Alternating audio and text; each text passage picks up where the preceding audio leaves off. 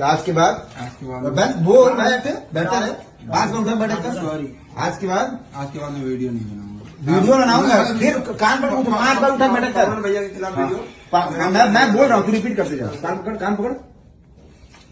आज के बाद कभी भी मैं किसी भी सुपरस्टार के लिए जो अपने दम पे बने हैं, बोलता बैठे किसी भी सुपरस्टार हाँ, बैठ के बोलता रहे, कान है, पकड़। उसके खिलाफ मैं वीडियो नहीं बनाऊंगा आज के बाद कभी भी, और पवन भैया के लिए भी नहीं बनाऊंगा। बोल फिर उठक 5 बार हो गया। हाँ, उठक बैठक कर 5 बार भी 10 बार करा दूंगा।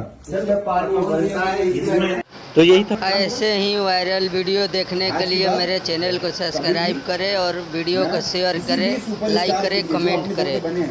बोलता बैठे किसी भी सुपरस्टार हाँ, बैठ के बोलता रहे, कान है, पकड़। उसके खिलाफ मैं वीडियो नहीं बनाऊंगा आज के बाद कभी भी, और पवन भैया के लिए भी नहीं बनाऊंगा। बोल फिर 5 बार हो गया। हाँ, उठक बैठक कर 5 बार भी 10 बार करा दूंगा।